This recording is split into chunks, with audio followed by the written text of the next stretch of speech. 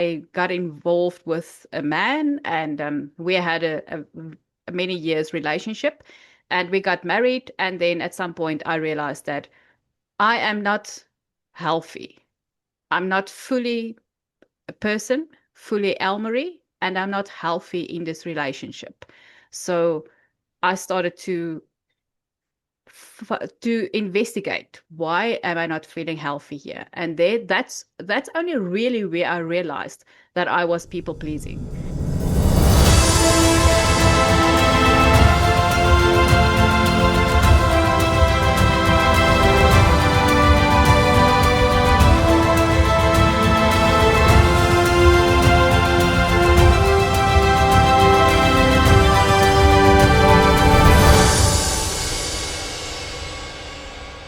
When life's visible and hidden battles make you doubt that peace, love, and full-on living are possible, We Win Within brings the proof. Guests crack open their great stories that may overlap with what each of us carries, sharing raw truths, hard-won discoveries, and triumphs that illuminate the road for us all. I'm Hindy Stegman, daughter of Holocaust survivors, speaker, coach, and fellow journeyer in life, inviting you to listen, look inside, and claim the champion already rising in your heart. So, hi, everybody. I'm Hindy Stegman, and I'm your host for the We Win Within podcast. And today we have an amazing guest, Elmari Schutte, or Schutte, or however you pronounce it. And she's going to take us on her journey of how she came from point A to point Z, her childhood, in between, and what she's doing today. And listen carefully, because there are some pearls of wisdom that you're going to get from her that are absolutely amazing. So, Elmari, take it away. Thank you, Hindy. Yes, this is always an interesting question for me. It's like, if you have to tell a story about yourself, there's so many details of your life. So where do you start? So I think the easiest way for me will be like, let's say I am the youngest sibling of three, and we grew up in a religious house, but a very loving house. And then there's things that happen throughout that time growing up that have a negative impact on me, and then there's things that had a positive impact on me. So that's the start Elmari, of my just story. sorry, just for 1 second. Your accent, where are you coming in from?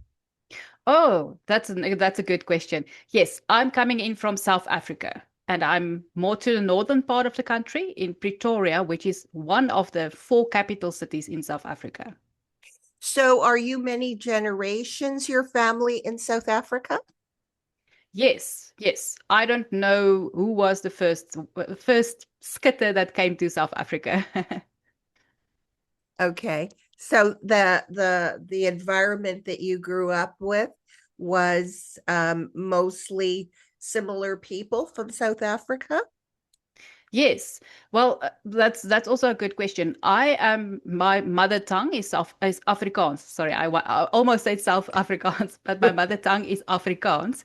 And in South Africa, we have, well, it's now 12 official languages. So there's in so many languages, there's a lot of different cultures as well. So yes, I grew up in an environment where there was mostly Afrikaans speaking people. And Okay. then with Afrikaans and the culture of being Afrikaans, there's certain church denominations and certain specific culture around being an Afrikaans person. So take us on a journey of what that was all about, because most of us don't know. Okay, so yes, it is. Um, where do I start with this? It we were it was also in a stage where there was a lot of conflict in the country. If you know anything about South African um, history, there was a time that there was really a lot of conflict. So um, there was between races a lot of rubbing. And my parents grew us up in a space where you have to respect everyone. So although you heard people saying different things and coming from different perspectives, um, we were taught to be respectful of anyone, especially if they are older people. You have to be respectful of anyone. Doesn't matter what language they speak or what color they are. So that was an interesting part of life because there was an expectation of for you to kind of be the proud Afrikaans person, and also in our house you have to make sure you respect everyone.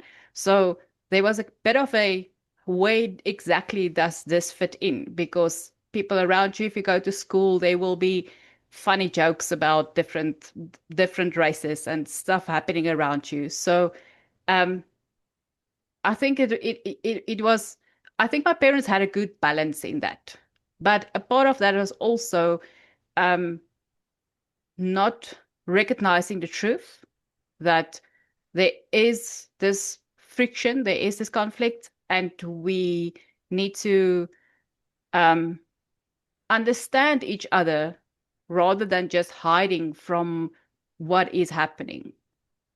That's a very good analogy because I think all over the world, I know that there was, major conflict in South Africa, and we're not going to get into anything of that.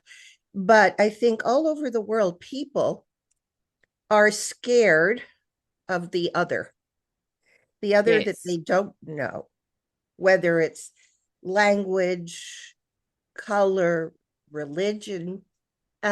So many of us live within our yes, bubble of people that are like us. Either they yes. look like us or the religion is like us, whatever us is. And and they don't allow themselves. And I think it's just fear personally of I the other. agree. So you being in the middle of that kind of energy, were you a sensitive kid? Yes, I was a sensitive kid. I realized from a very young age that there's something different about me.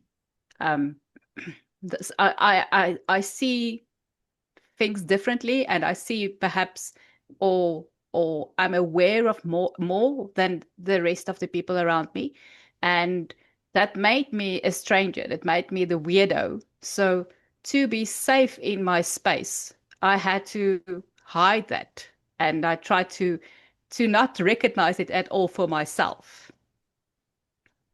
And you were consciously aware and you knew that you had to hide that aspect of yourself. Yes. How did that affect you? I think it affect me in many ways, at least two that I can think of now. Firstly, it made me very resilient because I had to survive in a space where I don't fit. And I was really young. So, and there was no one that I can go to for mentoring, for teaching me how to do this. So I I I had to do my best to stay true to myself, but still be accepted in my environment. So I think that made me very resilient. So, and then it made me very aware of being conscious of people's needs and being conscious of understanding how people function and where they what how they are thinking. But then on the other hand, it made me also aware of, or it made me also aware of that I cannot be myself, and therefore I need to please whoever is kind of an authority, whoever has the power in the environment to make sure that person is happy. Because if that person is happy, the world is turning the right way. So you are one of the pleasers of the world who grew up, and so many of us, especially girls um, felt safer being the pleaser within the family, especially, right? And then that Yes. became part of our persona as we grew up until we Yes. may have woken up one day and said, oh, I'm a pleaser and I don't want to be a pleaser all the time. Was Yes. How was it for you? Did you have this like aha moment? I'm not going to be a pleaser anymore? Or are you still a pleaser? Um, I think I am recovering, very much on the way of recovering from being a pleaser. There's a lot of times that I still feel like, okay, this, whatever happened, I didn't handle um, truly true to myself. I was pleasing someone in this instance. But yes, unfortunately or fortunately, not sure. That wasn't like a peaceful aha moment where I I shifted, where I decided to need a shift, decided that I need to shift. Um, I finished school and I moved to another town and I got involved with a man and we had a many years relationship and we got married, and then at some point I realized that I am not healthy. I'm not fully a person, fully Elmari, and I'm not healthy in this relationship. So I started to investigate, why am I not feeling healthy here? And that's only really where I realized that I was people pleasing. And unfortunately, the relationship was not the type of relationship where I can go into that and say like, this is the problem. We need to revisit this and reprogram, or however you need to want to say it, this relationship. I knew that if I stayed in this relationship, I'm gonna break down completely. I won't be able to get back to myself and build myself up strongly. So yes, there was an aha moment, but it wasn't oh aha, let's not stop people pleasing it. It was quite a journey, and there was some trauma and some um, hard work in that. So, what were you feeling leading up to that? You say, I didn't feel healthy. Expand on that a little bit, because I think a lot of times people either become robotic in their feelings or they numb out and don't really look at feelings. Can you expand on what you meant? What was leading up the actual feelings that you felt were unhealthy, if that's okay? Yes, that's okay. Okay, I would go with I numbed out, but I numbed out and became robotic. I was just going through the emotions all of the time. Um, the biggest thing that I realized that something is wrong is that I couldn't sleep. I was During the day, I was my happy-go-lucky self and doing what I needed to do and giving everyone what they want from me and what they needed from me and just going about my life. And then at night, I would get into bed and I couldn't fall asleep. I just and I At first I wasn't sure what it is. There was like a lot of thoughts running through my head, and there was fear of how can I maintain this? How can I get up every day and work every day and be there for everyone that's in my life, but I'm not sleeping. It's not that I realized that that's not sustainable. And then I had this habit of when I couldn't fall asleep, like after 12 o'clock or somewhere, I would run myself a bath and then I would go lay down in the bath to relax. Um, if I know I hadn't heard any of the elements conversation earlier, but or for some time. But I remember now that like my favorite element is water. So in its different forms, it's water.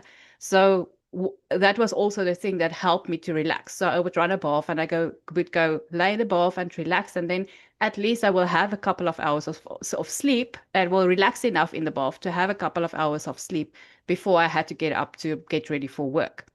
But then one night I was lying there at 2 o'clock in the morning and having all these thoughts running through my head. And that night I couldn't relax. I just couldn't get myself to relax. And then while I was lying there, this thought that is totally strange thought to me, it never appeared in my thoughts ever, came into my head where it says, if you just hold your head underwater, all of this will be over. And that scared me so much. I I jumped out of the bathtub and I couldn't get into a bathtub for a long time. But that was kind of the pivot moment for me that I realized this cannot continue. I have to get help. I have to get to understand what is happening here. Why am I feeling this way? Um, so that was the turning point for me.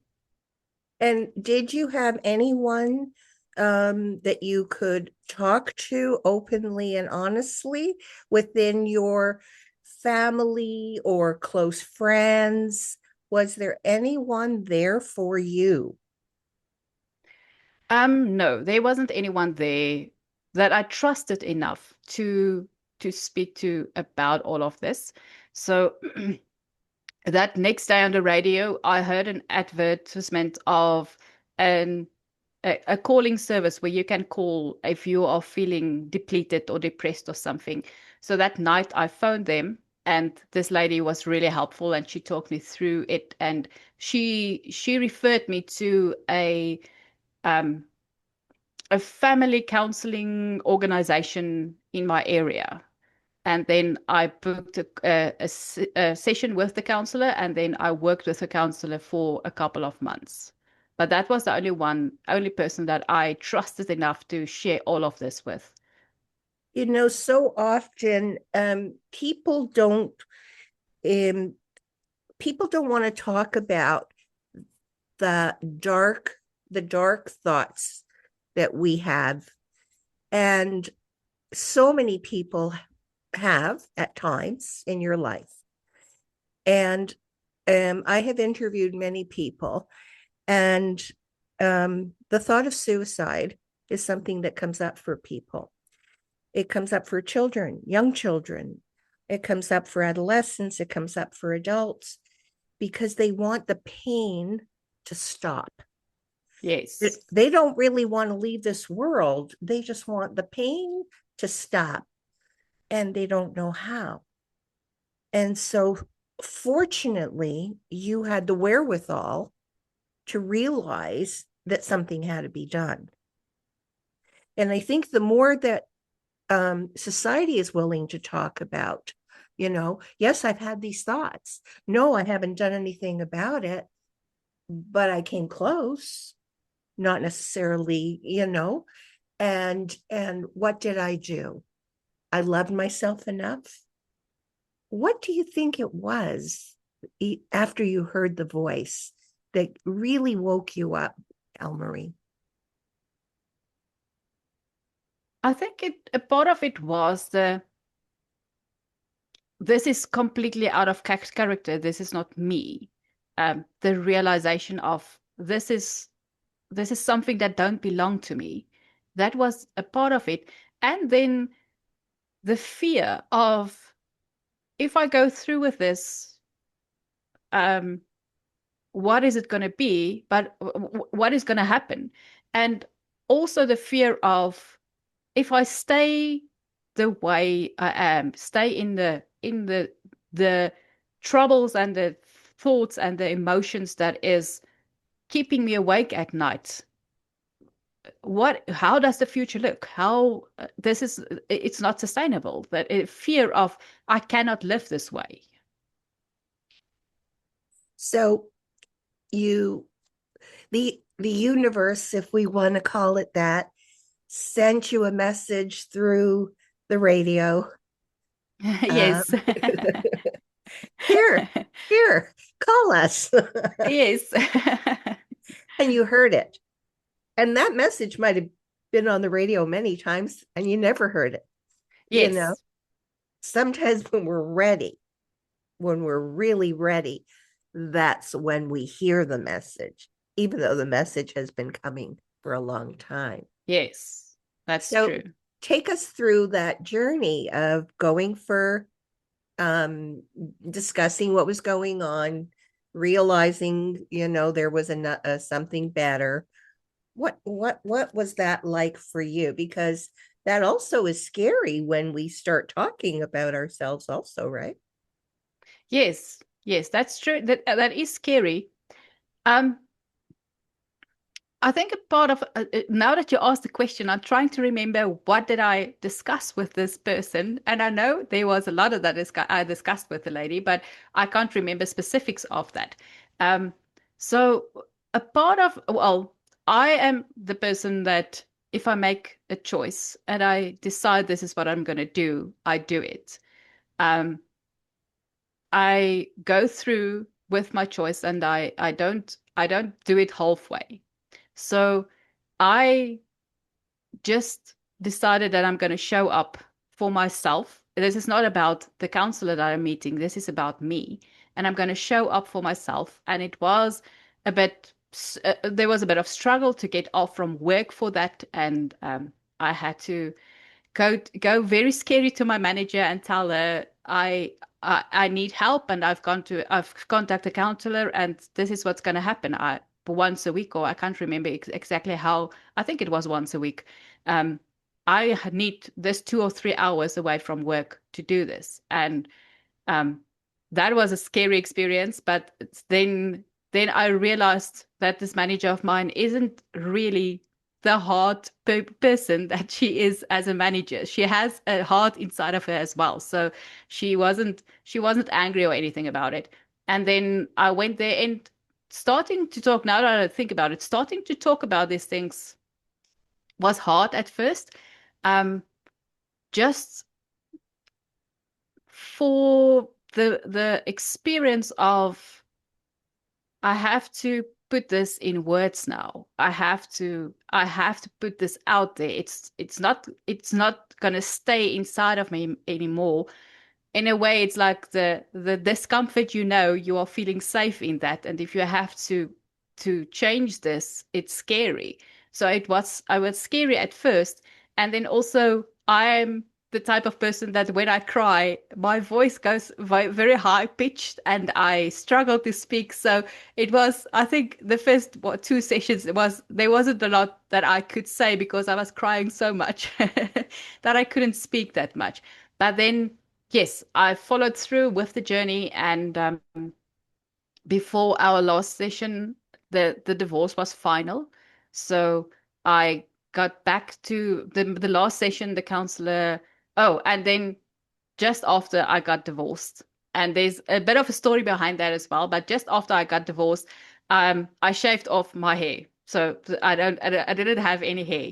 And then I went back to the counselor, and that was our last session. And she said, well, I didn't know it was the last session, but I cut off my hair, and she just saw the difference in me, saw the new person coming out, and she said like she's happy that I've completed the journey now.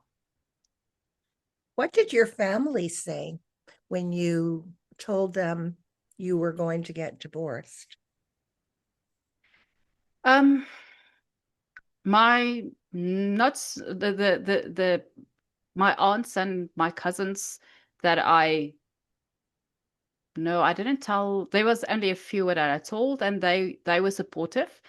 Um, my dad had very much issues, a lot of issues with that, or a deep set issue with that, because he was an elder in a church, and if he's he was thinking that if his child get divorced, he's not he's not managing his house according to what he should be. So that means he has to resign as the elder of the church. And there was a lot of painful conversations between me and my parents about this, because it's against what they believe.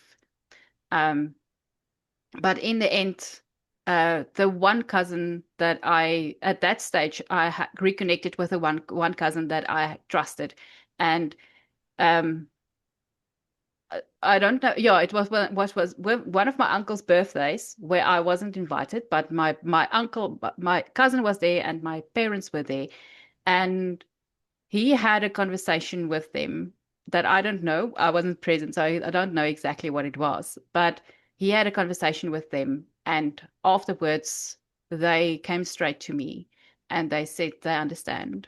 Um, and then I felt like they were acceptive of my choice, but I wasn't still sure because they they said they understand, but they wasn't like, and you understand, we are giving your blessing to go ahead with this. They just said that they understand. So then it was calm, but yes, it wasn't an easy conversation at first. There was a lot of difficult conversations around it. So that took a lot of courage from you, knowing that if you went ahead with your divorce, that you would disappoint your parents, your father, who was an elder in the church, and you weren't the good girl, maybe. Yes.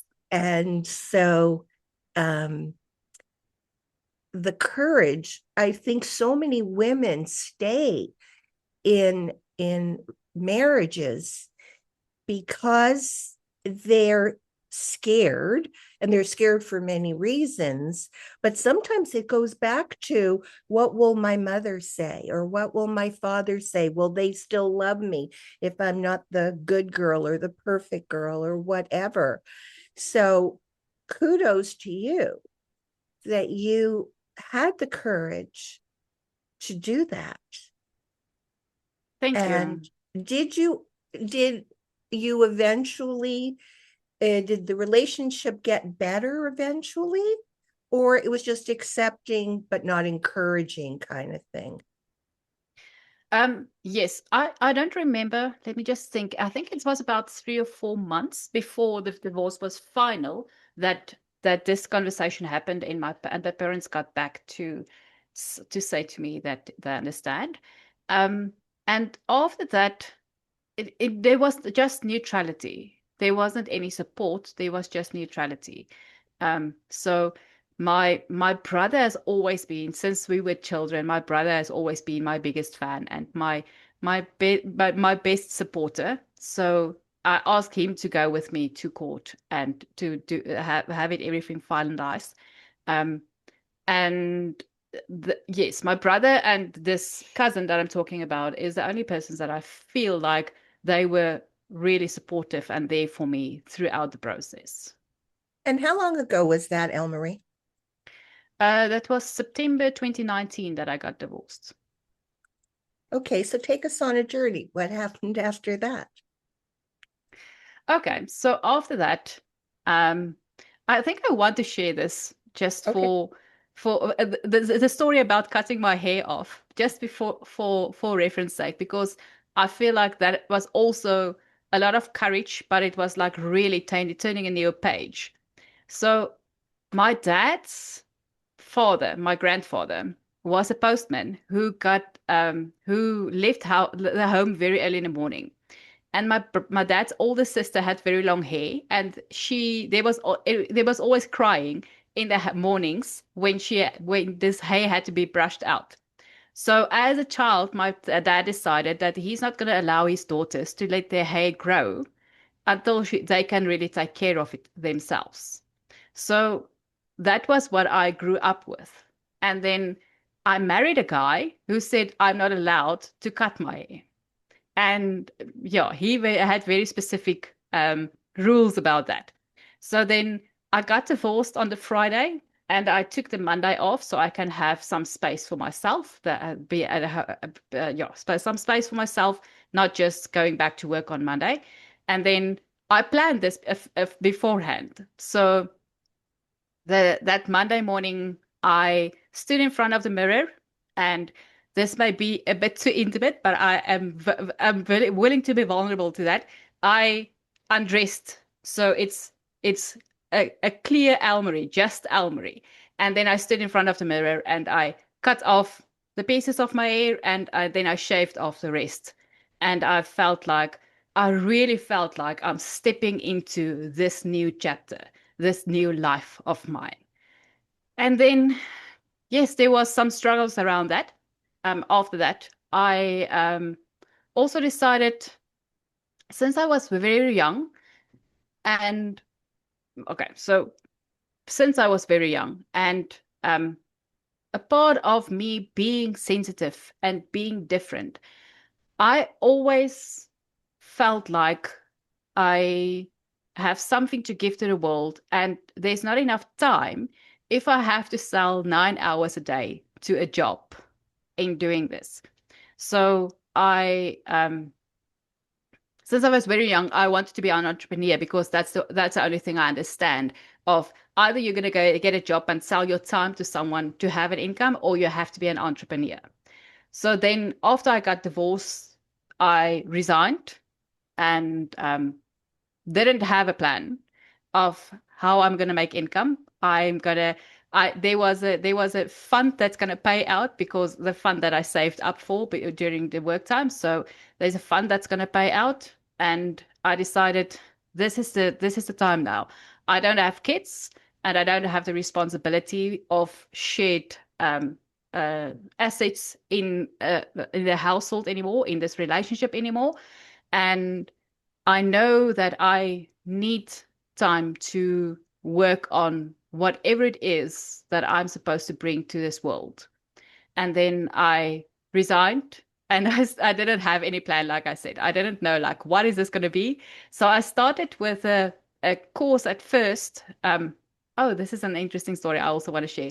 So like the first day that the first day after I worked my last day, um, there was a problem with my car. There's a petrol pipe that broke, and I woke up, and it was such a good experience to wake up and know that I don't have to make a plan now to get to work because my car is not running.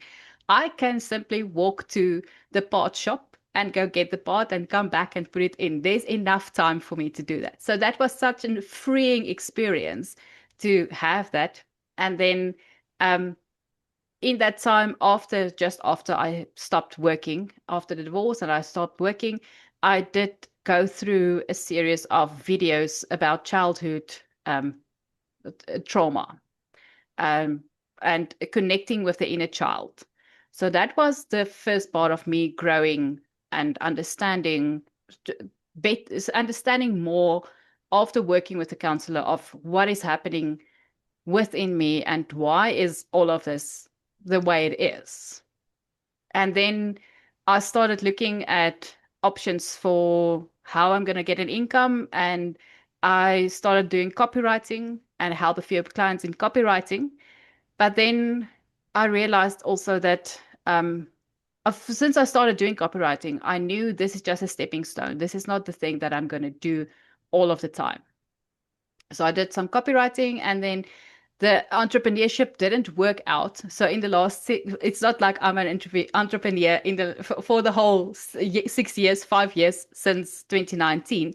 I was going back to work at different companies, and in that spaces, I was kind of led to what's the work that I'm supposed to do, because I was helping people, especially women, to connect with themselves better, to understand better how they are thinking and why they are thinking the way they are thinking.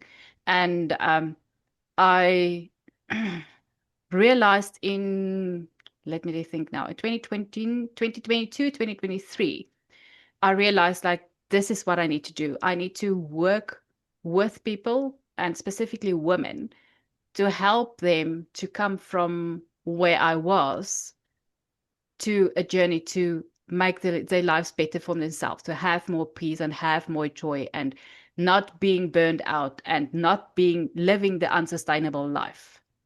So actually, your journey to that point was a gift. All the hardships that you went through, the emotional issues and whatnot, was a gift. Because in order for us to help someone else to truly, I think we've had to experience and gone through suffering, because then we can really understand when somebody is talking to us. It's not just what I learned in books. It's not Yes. just what I'm supposed to do mechanically. It's okay. I know that. I went through that. And Yes. now let me tell you, how I can be of service to you. And I really think that if we are willing to look back at the rough times, the painful experiences, and acknowledge that they were gifts in our growth for the work that we have, that we're destined to do. And that doesn't mean that overnight, all of a sudden, there's going to be 10,000 women knocking at the door. No, it's one person at a time, right? But Yes. Yes. with each person, you're able to really go deep because of your experience.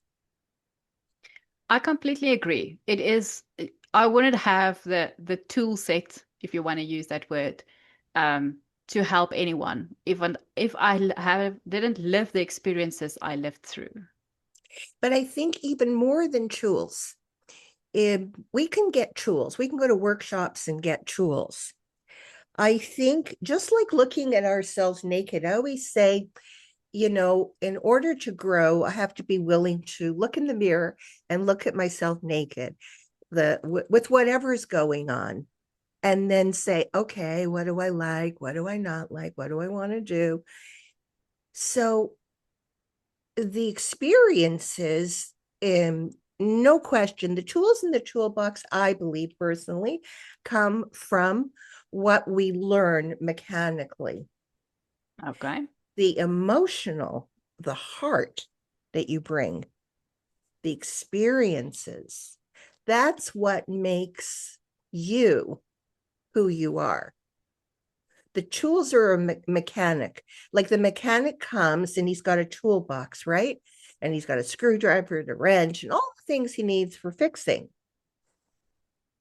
And you can have 4 different mechanics, and each one has a different way to fix it, right? Yes. Yes. So Yes. So the experience is then not the tools, but it's the knowledge of how to use the tools. it's the feelings. It's the feelings that come up. It's the cellular memory that we have inside of us that comes up, that is full of knowledge. Let's call it a tool, another tool in your toolbox.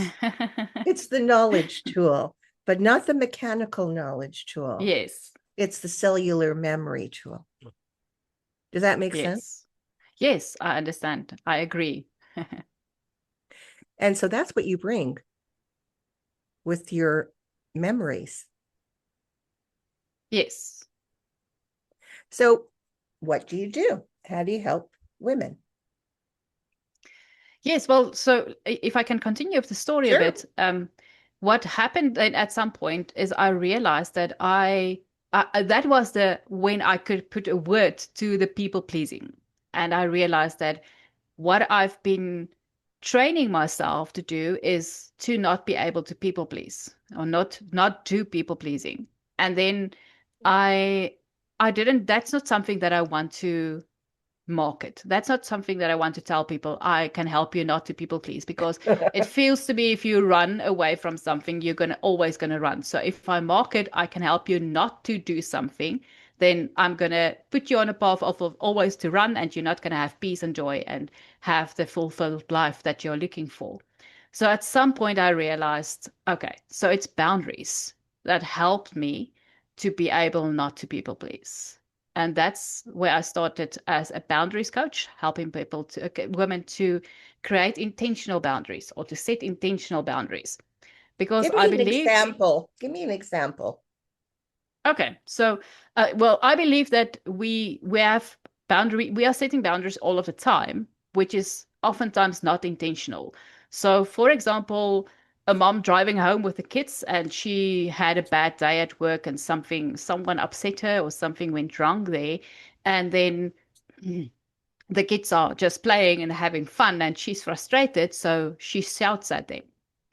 So the reactional or unintentional boundary that she puts in place there is that if I'm frustrated, I'm going to shout at you. So that's not I don't think any mom really wants that. Any mom wants to have children be afraid of just playing around because mom is going to shout at us.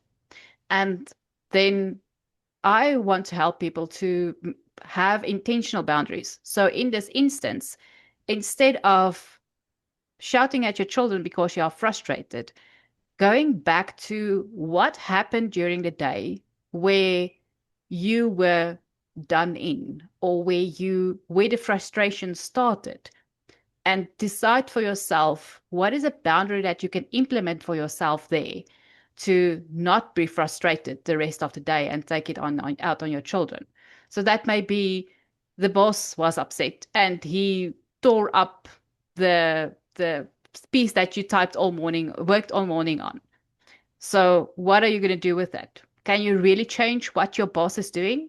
No, you can't. I cannot change what your boss is doing, but you can, if it works for you, if you have the ability to do that, you can get up and go to your boss and tell him that this is not acceptable. You are not do not appreciate this.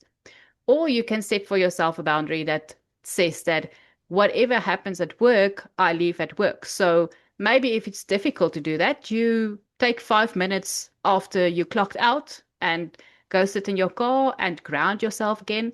Find a space inside of you where you find happiness and peace. And then only after you are grounded, go pick up your children and have good family loving family time with your children. Wouldn't that be what kind of beautiful world would we have if people did that, right? We're Yes. just go, go, go, go, go, and we are reactionary in so many instances.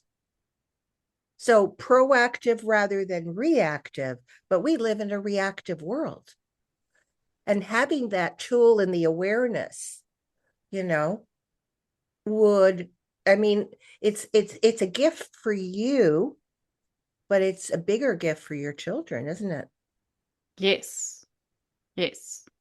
So that is one of my dreams. I'm happy that you're putting it that way. That is one of my dreams, is that if I can be part of, I don't know, I know I'm not able to reach every woman all over the world, but if I can be part of a a program or just starting an awareness that in every household a child has the model of a person with healthy intentional boundaries, I die happy. So, do you work with people online? Because today, of course, with Zoom and whatnot, or in person, or either or are you doing groups? Are you doing one-on-one? What do you find for you works best? Yes, what works best for me, and this is also an example of boundaries, is to work online. So we have kind of a professional setting for doing the work. So I work online, and then I, up until now, I was mostly worked with women one on one. So the process will be, let's look at your journey, what's happening in your life, and then I customize. I don't have a like this is day one and we learn this, and this is day two and we learn this. This is if I want work one on one with you, I work on what you need.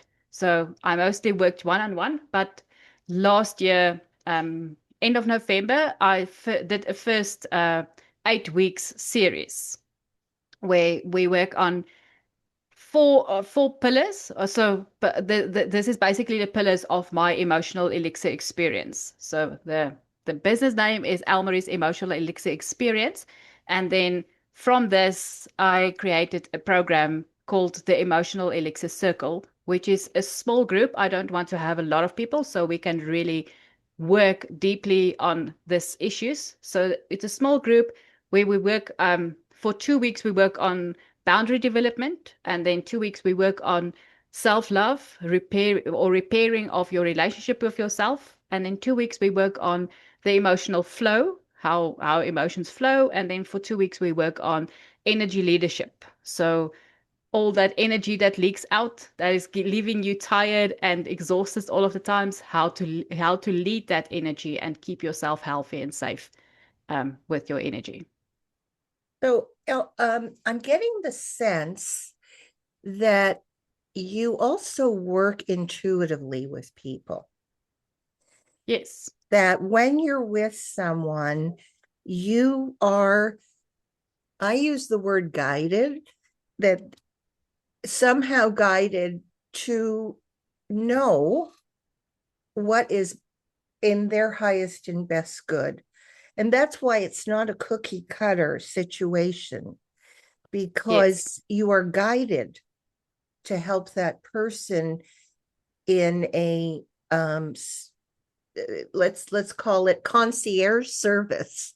Each person as, and that's so important because again, um too often people use the mechanical tools in the toolbox, and the intuition and the guidance that some of us that are intuitive receive is something that really sets you apart.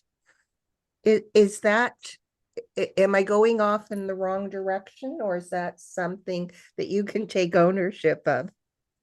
No, I can definitely take ownership of that. Like you say, it's not a cookie cutter thing. I sit with the client and I I hear what a client say, and then I listen for what's in my heart or of how to help this client, how to guide this client to help herself actually. That's beautiful. That's beautiful. So, if there was one pearl of wisdom that you could leave our um, people with, what would it be? I love this question. Yes, there's one thing that I love to say, and this is like always the first thing that I want people to remember and to understand, and make it a part of every day.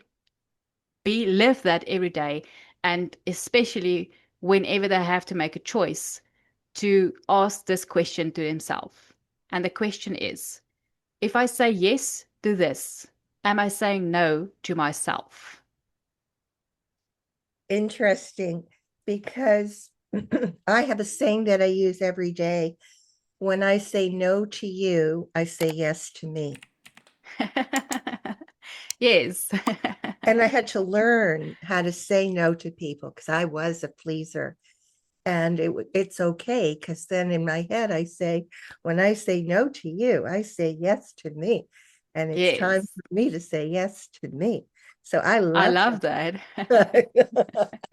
Well, you see, we're on the same we're on the same path.